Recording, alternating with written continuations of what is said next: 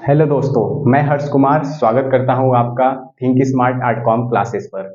हम लोग पढ़ रहे थे क्लास 11th का जो सोशियोलॉजी है। सोशियोलॉजी का जो पहला बुक है, बेसिकली क्लास 11th में दो बुक हैं, तो जो पहला बुक है उसका पहला ही अध्याय है समाजशास्त्र एवं समाज। समाजशास्त्र एवं समाज में हमने कुछ टॉपिक कवर कर लिए। मैं थोड़ा सा आपको लिंक करते हुए पीछे के जो हमने पढ़ा दिए हैं, जो लेक्चर हमने कंप्लीट कर लिए हैं, उसको लिंक करते हुए फिर इस टॉपिक को हम आज कवर करेंगे। आपको बिल्कुल भी तनाव नहीं लेना है, क्योंकि मैं बहुत सरल तरीके से आपको बताने वाला हूँ। और सोशियोलॉजी आप कभी रटने का प्रयास मत कीजिएगा, क्योंकि सोशियोलॉजी आप रट कर सीख ही नहीं सकते, आप इसे समझ कर सीख सकते हैं। क्लास 11th का जो ये चैप्टर है समाजशास्त्र एवं समाज, इस चैप्टर को एनसीईआरटी ने पहले ही अध्याय में इसलिए शामिल किया है क्योंकि वो आपको बताना चाहता है, एनसीईआरटी चाहता है कि आप कुछ बेसिक समाजशास्त्र के बारे में जानें। अगर आप नहीं जानेंगे तो जो अगला सोशियोलॉजी के जो जो सभी चैप्टर हैं उसको समझने में आपको प्रॉब्लम होगी। तो इसलिए एनसीईआरटी से शामिल करता है। तो चलिए हम आपको बताते हैं कि हमने कौन कौन से टॉपिक कवर कर लिए। सबसे पहले हमने इस चैप्टर के परिचय को देखा था। परिचय में बेसिकली हमने यही देखा था कि समाजशास्त्र के महत्व क्या है, समाजशास्त्र क्या क्या योगदान देता है सोशियोलॉजी में, और ये समाज को अध्ययन में कैसे करता है। उसके बाद हमने देखा समाजशास्त्र की उत्पत्ति, समाजशास्त्र की उत्पत्ति देखा। फिर उसके बाद हमने देखा था समाजशास्त्र की परिभाषा और इसके जनक भी कौन हैं। तो हमने समाजशास्त्र के बारे में ये भी कंप्लीट कर लिया। फिर उसके बाद हमने देखा था समाज। ये समाज बेसिकली चैप्टर 1 में नहीं है, एनसीईआरटी डायरेक्ट नहीं दे रहा है, लेकिन इनडायरेक्ट तरीके से एनसीईआरटी ये कह रहा था कि समाज को भी आपको पढ़ाना है। देखिए एनसीईआरटी सबके बस की है नहीं, और आप लोग पढ़ेंगे तो आपको लगेगा ही नहीं, हवा ही नहीं लगेगा कि यार मैं क्या पढ़ रहा हूँ, मुझे कुछ समझ ही नहीं आ रहा है। तो इसलिए मैं समाज को भी पढ़ाया, और समाज व उसकी विशेषताएं, ये हमने चौथा टॉपिक आपको पिछले लेक्चर में पढ़ा दिया। उसके बाद अगला टॉपिक था समाजशास्त्री कल्पनाएं। समाजशास्त्री कल्पनाएं, समाजशास्त्री कल्पनाएं में हमने देखा था कि व्यक्तिगत मुद्दे कौन से होते हैं और जनहित के मुद्दे कौन से होते हैं। व्यक्तिगत मुद्दे में हमने आपको उदाहरण के साथ अच्छे से समझाया था। उसके बाद हमने देखा था कि समाजशास्त्र एवं सामान्य बौद्धिक ज्ञान, हाँ हमारा नेक्स्ट टॉपिक था, यहाँ लिख देता हूँ मैं, समाजशास्त्र एवं सामान्य बौद्धिक ज्ञान। तो हमने ये सब कवर कर लिया था, सामान्य बौद्धिक ज्ञान। फिर इसमें हमने देखा था कि समाजशास्त्र कैसे अलग है सामान्य बौद्धिक ज्ञान से। सामान्य बौद्धिक ज्ञान का मतलब जो हम रोजमर्रा के जीवन में रहते हुए जो सीखते हैं, कैसे समाजशास्त्र उससे अलग हो जाता है। फिर इसी हेडिंग के अंतर्गत, इसी टॉपिक के अंतर्गत हमने देखा था कि ईश्वर मीमांसा या ईश्वरवादी कैसे समाजशास्त्र से अलग हो जाता है।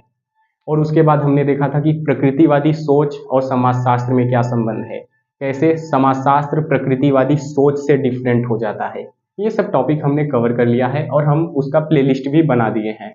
आप वहां जाकर शुरू से लेक्चर देख सकते हैं, और मैं बोर्ड पर लिख कर लाता हूं क्योंकि आप नोट्स भी बना पाएँ, ताकि आप बेहतर तरीके से नोट्स भी बना पाएँ और एग्जाम में लिख भी पाएँ, रिवीजन भी कर पाएँ। तो इसलिए मैं बोर्ड पर लिखता हूँ, बाकी मुझे बोर्ड पर लिखने में कोई रुचि नहीं है, और ना ही मुझे पढ़ाने में मज़ा आता है बोर्ड पर लिखा रहे फिर पढ़ाएं। क्या होता है, जो शॉर्ट की पॉइंट होता है उसे लिख लिख पढ़ाने में जो मज़ा है ना, वो फिर इसमें नहीं है। तो हमने ये सब टॉपिक कर लिया है। आज हम देखेंगे वे बौद्धिक विचार जिनकी समाजशास्त्र की रचना में भूमिका है।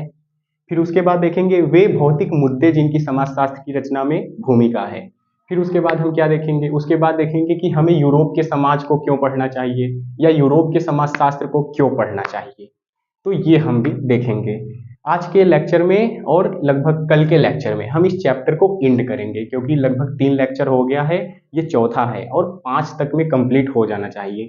क्योंकि मैं थोड़ा सा कम कम टॉपिक लेकर केवल 20 मिनट 25 मिनट के लेक्चर ही पढ़ा रहा था। अब चाहे जितना भी बड़ा हो, इसको 2 लेक्चर में एंड करेंगे।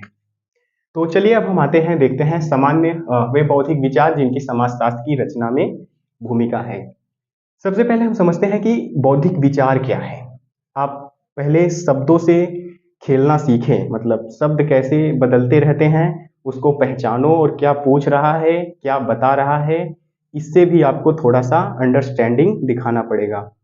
ताकि आप समझ पाए बौद्धिक विचार का मतलब क्या है।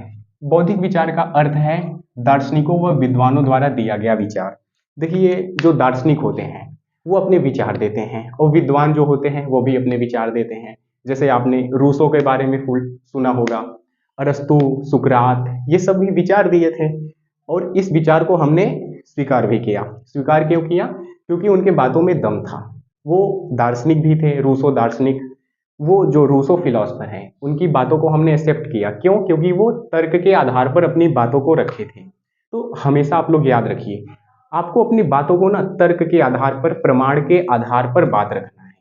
हालांकि दार्शनिक विचारों में प्रमाण नहीं होता, तर्क होते हैं, नए नए विचार होते हैं, लेकिन तर्क होता है। तर्क के कारण उस बात को हम स्वीकार करते हैं। तो जो दार्शनिक और विद्वान होते हैं वे जो विचार देते हैं वही है बौद्धिक विचार। तो हम यही समझ रहे हैं कि बौद्धिक विचार मतलब वे बौद्धिक विचार जिनकी समाजशास्त्र की रचना में भूमिका है। मतलब कोई ना कोई बौद्धिक विचार दिए, कौन देगा? दार्शनिक देंगे, फिलोसफर देंगे और विद्वान देंगे। वो फिलोसफर जो नए नए विचार देंगे उससे समाजशास्त्र की उत्पत्ति कैसे होती है, कैसे समाजशास्त्र जन्म लेता है, कैसे समाजशास्त्र एक विषय के रूप में अध्ययन किया जाने लगता है। तो ये इसका सेंस है। अब हम आगे बढ़ते हैं। मुझे उम्मीद है आपको ये बौद्धिक विचार जो शब्द था वो समझ आ गया। बौद्धिक विचार व कुछ घटनाओं ने समाजशास्त्र को समझने व उत्पत्ति में मदद किया है। अब आप सोचेंगे ये लाइन तो मैंने पढ़ लिया लेकिन समझ नहीं आ रहा है। हम इसे उदाहरण से समझेंगे कि कैसे बौद्धिक विचार ने समाजशास्त्र को समझने और उत्पत्ति में मदद किया है, कैसे ये समाजशास्त्र को एक विषय के रूप में लाने में सहायता किए हैं। उदाहरण के लिए हम देखते हैं, आपने फ्रेंच रिवॉल्यूशन का नाम सुना है? फ्रेंच रिवॉल्यूशन क्लास 9th का पहला ही अध्याय है हिस्ट्री का। अगर आप फ्रांसीसी क्रांति के बारे में पढ़े होंगे थोड़ा बहुत तो आपको समझने में आसानी होगी। देखिए, फ्रांसीसी क्रांति जब नहीं हुई थी 1789 के पहले, 1789 की पहले फ्रांस में क्या था? फ्रांस का समाज धार्मिक अवस्था में था। मतलब कह सकते हैं धर्म के आधार पर समाज संचालित हो रहा था। जो राजा था, राजा को बताया गया था, मतलब राजा के बारे में ये धारणा थी कि वो ईश्वर का प्रतिनिधि है, ईश्वर ने उसे बनाकर भेजा है फ्रांस के समाज को चलाने के लिए। तो वो इसके कारण वो निरंकुश भी था, दैवी उत्पत्ति में विश्वास भी रखता था। तो वहाँ का समाज धर्म के आधार पर चल रहा था और वहाँ पर विशेषाधिकार भी था। कुछ लोगों को विशेषाधिकार प्राप्त था, कुछ लोगों को विशेषाधिकार प्राप्त नहीं था। तो जिसके कारण वहाँ पर क्रांति होती है। लेकिन अगर आप पढ़े होंगे क्रांति का कारण, क्रांति के कारण में वहाँ की सामाजिक व्यवस्था के अलावा एक कारण था दार्शनिक, दार्शनिक कारण। यानी जो दार्शनिक थे, जो वहाँ के विद्वान थे, जैसे मॉन्टेस्क्यू, रूसो, ये सब जो वहाँ के दार्शनिक थे उन्होंने विचार रखा। कौन सा विचार रखा? स्वतंत्रता, समानता, बंधुत्व, ये विचार रखा। उसके बाद शक्ति पृथक्करण का सिद्धांत रखा कि अगर आप चाहते हैं कि राजा निरंकुश ना हो तो शक्तियों का पृथक्करण कर दो, शक्तियों का बंटवारा कर दो।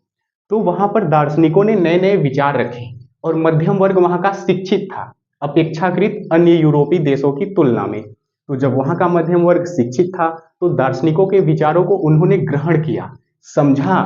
फिर वहां हो जाती है क्रांति। फिर वहां धर्म के आधार पर समाज नहीं चलने लगा, फिर वहां नियम यानी संवैधानिक राजतंत्र आ गया। संवैधानिक राजतंत्र के अनुसार वहां का समाज चलने लगा, राजनीति चलने लगी, अर्थव्यवस्था चलने लगी। तो आप अगर यहाँ देखेंगे तो फ्रांस का जो क्रांति हुआ उसके बाद फ्रांस का समाज अचानक से बदला और इन्हीं बदलाव को समझने के लिए अन्य लोगों ने अध्ययन करना शुरू किया, जिसके परिणाम स्वरूप समाजशास्त्र का जन्म हुआ। समाजशास्त्र एक विषय के रूप में आया। आप यहाँ देख सकते हैं, मैंने लिखा भी है, फ्रांसीसी क्रांति के फलस्वरूप स्वतंत्रता, समानता, बंधुत्व, गणतंत्र के जैसे विचार आए, लोकप्रिय हुए।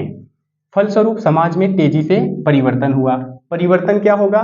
जहां धर्म के आधार पर समाज चल रहा था, जहां विशेषाधिकार था, वहां विशेषाधिकार एंड हो गया, उसके जगह आ गया समानता।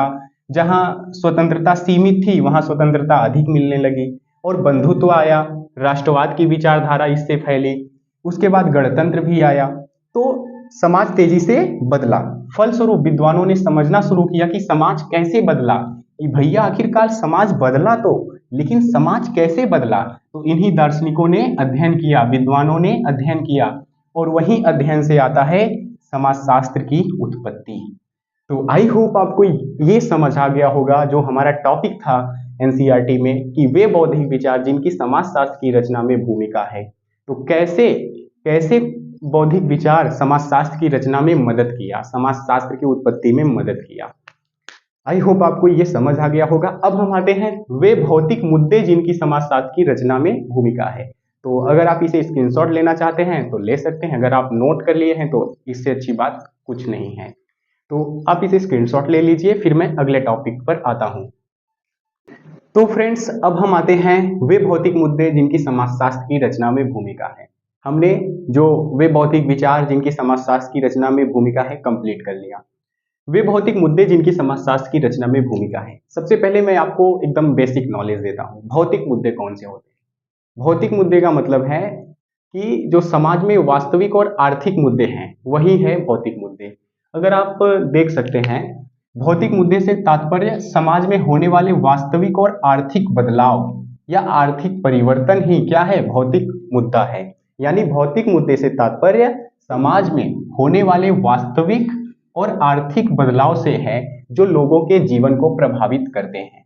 जैसे जैसे उदाहरण के थ्रू भौतिक मुद्दे कौन से हैं, जैसे मान के चलिए बहुत समय पहले जो भारत में कृषि होती थी उस समय ट्रैक्टर नहीं था, यंत्र नहीं थे। तो ट्रैक्टर पहले नहीं था, मान के चलिए ट्रैक्टर के पहले हाथ से खेती होती थी, लेकिन जब ट्रैक्टर आया तो हाथ की भूमिका कम हो गई, वहां पर ट्रैक्टर से खेती किया जाने लगा, जिससे समाज में भी थोड़ा बहुत परिवर्तन आया। यंत्र के कारण उन लोगों का जीवन भी थोड़ा सा सरल भी हुआ। तो ट्रैक्टर क्या है यहाँ पर, ये एक भौतिक मुद्दा हो गया। समाज में वास्तविक परिवर्तन हो रहा है और आर्थिक बदलाव हो रहा है। ट्रैक्टर के आने से क्या हुआ, आर्थिक बदलाव। आर्थिक बदलाव यही हुआ कि ट्रैक्टर आया, मतलब आसानी से खेत जमीन को अच्छी तरह से जोता गया, जिससे उत्पादन बढ़ा, तो अर्थव्यवस्था बढ़ी। तो मतलब भौतिक मुद्दे से तात्पर्य समाज में होने वाले वास्तविक और आर्थिक बदलाव। आई होप आपको ये भौतिक मुद्दे समझ आया होगा जो लोगों के जीवन को प्रभावित करते हैं। और आपने यहाँ पर देखा भी, उदाहरण हमने दिया कि कैसे जीवन प्रभावित होता है। इन भौतिक परिवर्तनों ने भी समाजशास्त्र की उत्पत्ति में मदद किया। अब ये मैं बात तो ये लिख दिया कि इन भौतिक परिवर्तनों ने भी समाजशास्त्र की उत्पत्ति में मदद किया, लेकिन अब आप कहेंगे ये कैसे मदद किए, कि ये भौतिक परिवर्तन कैसे समाजशास्त्र की उत्पत्ति में मदद किया। उदाहरण के थ्रू समझते हैं। उदाहरण ले लेते हैं। आपने इंडस्ट्रियल रिवॉल्यूशन पढ़ा है? इंडस्ट्रियल रिवॉल्यूशन, अगर आपने इंडस्ट्रियल रिवॉल्यूशन यानी औद्योगिक क्रांति के बारे में थोड़ा बहुत पढ़ा होगा तो आप इसे आसानी से समझ पाएंगे। देखिए, यूरोप में जब हुआ औद्योगिक क्रांति, सबसे पहले इंग्लैंड में हुआ। तो ये भी प्रश्न पूछा जाता है इतिहास में कि इंग्लैंड में ही औद्योगिक क्रांति क्यों हुआ, अन्य यूरोपीय देशों में क्यों नहीं हुआ। तो सबसे पहले इंग्लैंड में हुआ था, लेकिन धीरे धीरे पूरे यूरोप में औद्योगिक क्रांति हुआ। तो औद्योगिक क्रांति के बाद क्या हुआ कि समाज में बहुत ज्यादा परिवर्तन आया। परिवर्तन कैसे आया? औद्योगिक क्रांति से क्या हुआ, उद्योग बढ़े, उद्योग धंधे बढ़े, उसके बाद उत्पादन बढ़ा। उत्पादन बढ़ने से पहले क्या हुआ होगा, वहां पर कारखाना लगा होगा, कारखाना लगा होगा, नई तकनीकें आई होंगी, नई तकनीकी आए होंगे। उसके बाद क्या हुआ होगा, उसके बाद गांव और शहर का जीवन बना होगा, क्योंकि कारखाने शहर में लगेंगे ताकि जहां मजदूर एक साथ मिलकर काम कर सके। तो गांव भी बना, उससे शहर भी बना। अब गांव का समाज अलग है और शहर का समाज अलग है, तो इन दोनों में डिफरेंट हो गया।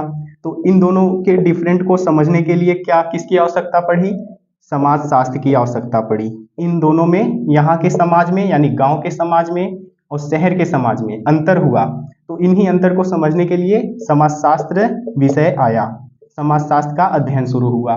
कारखाना से क्या आया, एक नई समस्या आई, कारखाने में मजदूर काम करेंगे और एक होगा पूंजीपति होगा। पूंजीपति हमेशा मजदूर का विरोधी हो गया, मजदूर हमेशा पूंजीपति का विरोधी होगा, क्योंकि मजदूर चाहेगा कि मेरा मजदूरी बढ़े, पूंजीपति चाहेगा कि कम मजदूरी में ज्यादा काम करवा लूं, मैं अधिक कार्य करवा लूं, मैं अधिक कार्य करवा लूं। तो ये सब चीज़ें हुई, इतना सारा चेंजेस हुआ। जब इतना चेंजेस हुआ तो इन्हीं चेंजेस को समझने के लिए, इन्हीं परिवर्तन को समझने के लिए समाजशास्त्र एक विषय के रूप में आया, क्योंकि समाज में बहुत तेजी से चेंजेस हुआ। और हमने इसके पीछे वाले टॉपिक जो पढ़ा वो भी वही मुद्दा था कि क्रांति के बाद समाज तेजी से बदला, फिर उसको समझने के लिए समाजशास्त्र एक विषय के रूप में आया। क्योंकि जब समाज बहुत तेजी से परिवर्तित होगा तो उस पर लोग दिमाग लगाएंगे ही अपना, भाई ऐसा क्यों हुआ। और फिर लोगों ने दिमाग लगाया ऐसा क्यों हुआ, तो यही निष्कर्ष निकला कि भैया औद्योगिक क्रांति के कारण यूरोप का पूरे यूरोप का समाज बहुत तेजी से परिवर्तित हुआ। और जब पूरे यूरोप का समाज तेजी से परिवर्तित हुआ तो वहाँ आया समाजशास्त्र, क्योंकि वहाँ समाजशास्त्र समाज को अध्ययन करने की आवश्यकता पड़ी, बेसिक है। तो आई होप आपको ये भी टॉपिक समझ आ गया होगा। इसमें बहुत रॉकेट साइंस नहीं था, एकदम इजी सा टॉपिक था। अगर आप समझ लिए हैं तो अच्छी बात है, नहीं तो कोई बात नहीं। आप कमेंट कर सकते हैं कि हम नहीं समझ पाए, इसे फिर से समझाइए, तो मैं अलग से वीडियो बना दूंगा। अगर आप स्क्रीनशॉट लेना चाहते हैं ले लीजिए। फिर उसके बाद हम अगला टॉपिक हमारा है कि हमें यूरोप के समाजशास्त्र के आरंभ व विकास को क्यों पढ़ना चाहिए। मतलब अगर देखा जाए तो हम भारत में रहते हैं, तो भारत में समाजशास्त्र की उत्पत्ति व विकास पढ़े ना, तो हमें यूरोप में समाजशास्त्र की उत्पत्ति व विकास को क्यों पढ़ना चाहिए।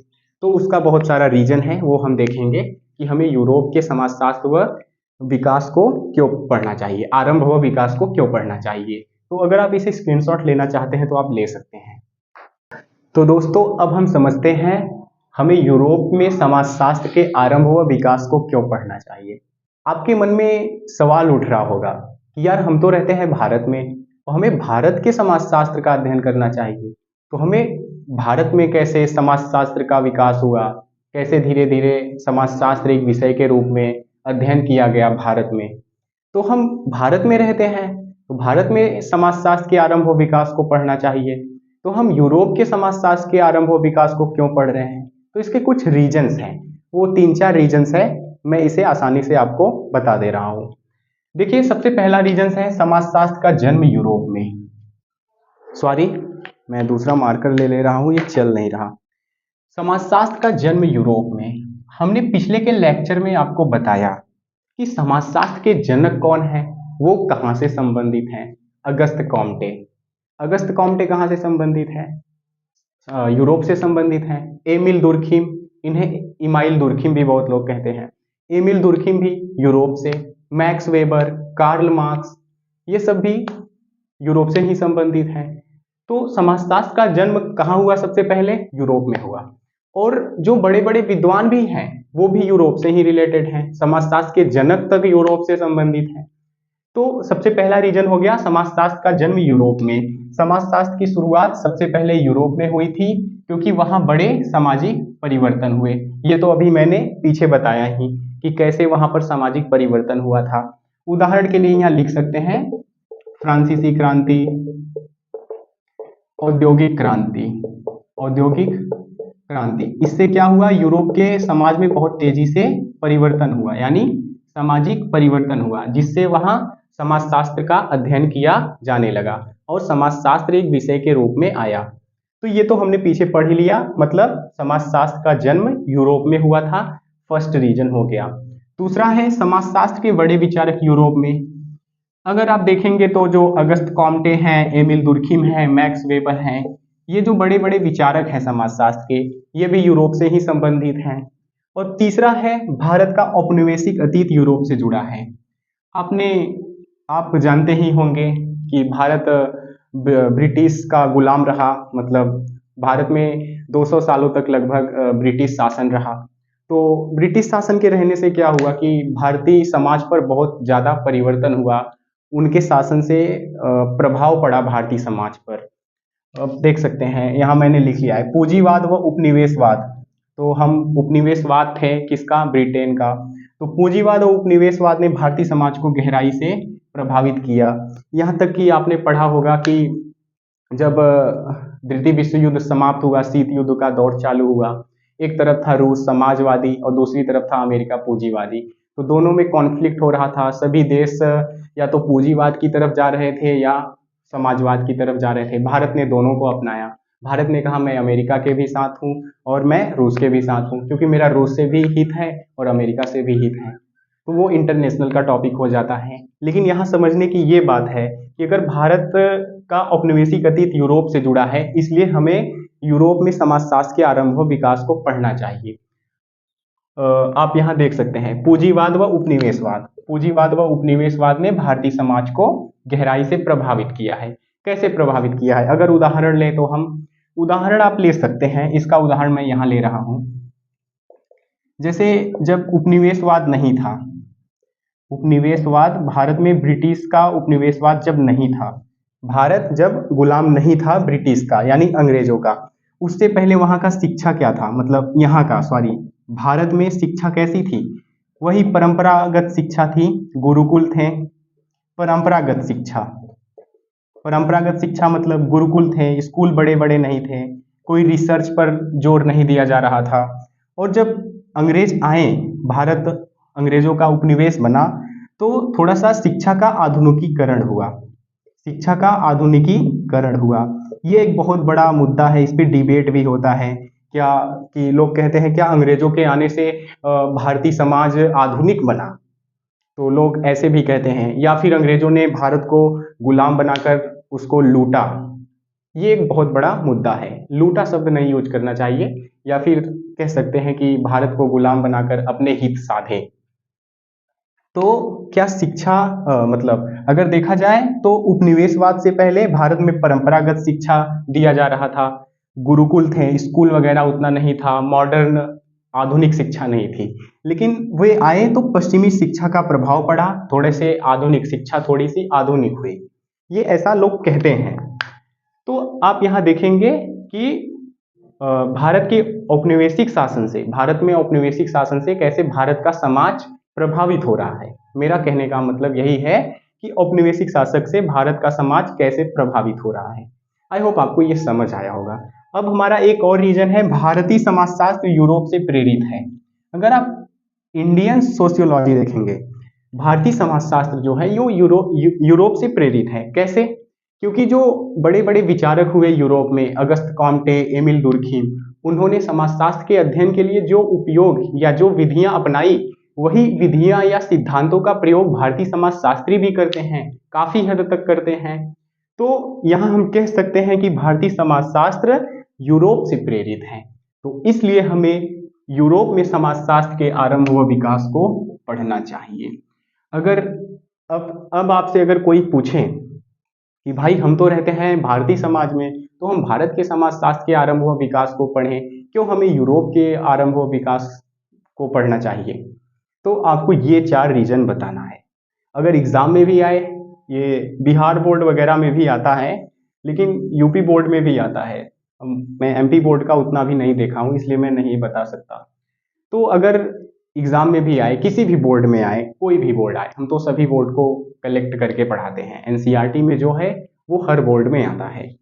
तो अगर पूछे बोर्ड में हमें यूरोप में समाजशास्त्र के आरंभ व विकास को क्यों पढ़ना चाहिए, तो आपको लिखना है कि हमें यूरोप में समाजशास्त्र के आरंभ व विकास को निम्नलिखित कारणों से पढ़ना व समझना चाहिए। तो आपको पहला डालना है, पहला फर्स्ट पॉइंट, समाजशास्त्र का जन्म यूरोप में। तो वहाँ आपको ये थोड़ा सा एक्सप्लेनेशन दे देना है, उदाहरण देकर बता देना है की पॉइंट में कि फ्रांसीसी क्रांति से वहाँ पर समाज बदला, स्वतंत्रता, समानता, बंधुत्व आया। इसी का अध्ययन करने के लिए जो सामाजिक परिवर्तन हुआ तेजी से, जो तेजी से समाज फ्रांस का बदला, उसी के कारण हमें समाजशास्त्र की आवश्यकता पड़ी। वहीं से समाजशास्त्र एक विषय के रूप में आया। आप ये लिख देंगे। फिर दूसरा आप लिख देंगे समाजशास्त्र के बड़े विचारक यूरोप में थे, उनको बता देना है। इनके जो कुछ थ्योरी हैं उसका भी नाम बता देना है। जैसे अगस्त कॉम्टे का है 3 स्टेजेस सिद्धांत, एमिल दुर्खिम का है सोशल फैक्ट की अवधारणा, ये सब भी आपको बता देना है। उसके बाद भारत का औपनिवेशिक अतीत यूरोप से जुड़ा है, ये बता देना है कि भारत 200 वर्षों तक लगभग ब्रिटिशों का उपनिवेश रहा, जिसके कारण भारतीय समाज गहराई से प्रभावित हुआ। 1-2 उदाहरण बता देना है कैसे प्रभावित हुआ। फिर भारतीय समाजशास्त्र यूरोप से प्रेरित है। फिर भारतीय समाजशास्त्र यूरोप से प्रेरित है, आपको उसमें लिख देना है कि जो भारतीय समाजशास्त्री हैं वे यूरोप के जो समाजशास्त्री हैं उन्हीं के सिद्धांतों और जो प्रयोग किए हैं उन्हीं के आधार पर वे भारतीय समाजशास्त्र को भी काफ़ी हद तक अध्ययन करते हैं। हालांकि प्रत्येक समाज अलग अलग होता है, प्रत्येक समाज में अलग अलग परंपराएं होती हैं, रीति रिवाज होते हैं, तो वहाँ पे एक सिद्धांत लागू करना उचित नहीं होगा। तो ये हो गया हमारा एक टॉपिक कंप्लीट। और अब हम क्या पढ़ेंगे? अब हम पढ़ेंगे कि समाजशास्त्र का भारत में विकास, कि भारत में समाजशास्त्र का कैसे विकास हुआ। तो इसमें दो चरण हैं। पहले चरण में भारत में बहुत धीमी तरीके से समाजशास्त्र आया, समाजशास्त्र उतना अच्छे से नहीं अध्ययन किया जाता था या व्यापक रूप से अध्ययन नहीं किया जाता था, सीमित लेवल पर अध्ययन किया जाता था। लेकिन जब हमारा देश स्वतंत्र हुआ उसके बाद समाजशास्त्र या भारतीय समाज का बहुत अच्छे से अध्ययन हुआ। वहाँ भारतीय समाजशास्त्र में, समाजशास्त्र के अध्ययन में क्रांति हुई। तो दो चरण में हम देखेंगे कि भारत में समाजशास्त्र का आरंभ व विकास। तो अगर आप ये नोट बना लिए हैं तो अच्छी बात है, अगर नहीं बनाए तो स्क्रीनशॉट ले सकते हैं। थोड़ा सा मैं मार्कर में तो स्टॉप करके मैं उसमें मार्कर में वो स्याही भी भर लेता हूँ क्योंकि ठीक से चल नहीं रहा। तो दोस्तों अब हम समझते हैं भारत में समाजशास्त्र का विकास। भारत में समाजशास्त्र का विकास कैसे हुआ, इसके कितने चरण या कितने चरण में हुआ ये भी कह सकते हैं। तो पढ़ते हैं। भारत में समाजशास्त्र का विकास धीरे धीरे औपनिवेशिक काल से शुरू होकर स्वतंत्रता के बाद मजबूत हुआ। अगर देखा जाए कि भारत में समाजशास्त्र का विकास, तो ये जब ब्रिटिश काल था भारत में या ब्रिटिश उपनिवेशवाद था भारत में, तब थोड़ा सा धीरे धीरे समाजशास्त्र का अध्ययन हो रहा था। उतना क्रांति नहीं हुई थी समाजशास्त्र के अध्ययन में, धीरे धीरे हो रहा था। लेकिन जब स्वतंत्र हुआ हमारा भारत, तो 1950 के बाद जो हमारा भारत स्वतंत्र हुआ तब समाजशास्त्र का अध्ययन बहुत तेजी से हुआ, मतलब समाजशास्त्र के अध्ययन में क्रांति हो गई। तो इसे हम दो चरणों में बांटकर पढ़ते हैं, एक 1950 तक, एक 1950 के बाद 1975 तक। तो प्रथम चरण क्या है? 1920 से 50 तक। इस समय क्या हुआ? भारत में समाजशास्त्र के स्थापना काल के रूप में जाना जाता है। तो जो प्रथम चरण है, प्रथम चरण को समाजशास्त्र के स्थापना काल के रूप में जाना जाता है। भारत में प्रथम चरण को समाजशास्त्र के स्थापना काल के रूप में जाना जाता है। इस समय समाजशास्त्र एक नया विषय था, विश्वविद्यालयों में इसका अध्ययन किया जाता था। तो जो ये चरण है प्रथम चरण में जो भारत में समाजशास्त्र का विकास हो रहा था, उस चरण में बहुत ज्यादा व्यापक रूप से समाजशास्त्र का अध्ययन नहीं हो रहा था, सीमित रूप से हो रहा था। मात्र विश्वविद्यालयों में इसका अध्ययन चालू था। तो जैसे बंबई विश्वविद्यालय, लखनऊ विश्वविद्यालय। और इस समय की अगर बात करें कि प्रमुख विद्वान कौन कौन से विद्वान हुए, तो जीएस घुर्रे, इनका नाम बहुत फेमस है। राधा कमल मुखर्जी, ये भी काफी फेमस है। और डीपी मुखर्जी, ये भी काफी फेमस है। तो उस समय के प्रमुख भारतीय समाजशास्त्री कौन थे? जीएस घुर्रे, राधा कमल मुखर्जी, डीपी मुखर्जी। इन्होंने भारतीय समाज पर अलग अलग बातें कही हैं, अलग अलग मुद्दों पर। तो वो जब आएगा वो टॉपिक, वहां हम देखेंगे कि किसने क्या कहा, वो नेक्स्ट चैप्टर में आएगा। उसके बाद अगर हम देखें द्वितीय चरण यानी 1950 से 75 तक, 1950 से 75 को द्वितीय चरण के नाम से जाना जाता है। भारत में समाजशास्त्र के विकास को दो चरणों में बांटा गया है। प्रथम चरण 1920 से 50 और द्वितीय चरण 1950 से 75। द्वितीय चरण में क्या हुआ? द्वितीय चरण में पहले हम समझते हैं इसे क्या कहा जाता है। इसे विकास व विस्तार का काल कहा जाता है। मतलब इस चरण में समाजशास्त्र का भारत में बहुत तेजी से विकास हुआ व विस्तार हुआ। मतलब बृहत्तर स्तर पर देखा जाए तो बहुत बड़े रूप में समाजशास्त्र का अध्ययन चालू हो गया था। स्वतंत्रता के बाद समाजशास्त्र तेजी से विकसित हुआ। अगर बात करें द्वितीय चरण के विद्वान, तो एमएन श्रीनिवास दास, ये काफी फेमस हैं। एमएन श्रीनिवास दास काफी फेमस है। और आंद्रे बटले, ये भी काफी फेमस हैं, लेकिन इनकी ज्यादा प्रसिद्धि है क्योंकि इन्होंने बहुत अच्छे अच्छे टिप्पणी की है भारतीय समाज पर सिद्धांत के अनुरूप, तो इन्हें काफी प्रसिद्धि मिली है। तो हमने यहाँ पर कंप्लीट कर लिया भारत में समाजशास्त्र का विकास। आई होप आपको समझ आ गया होगा।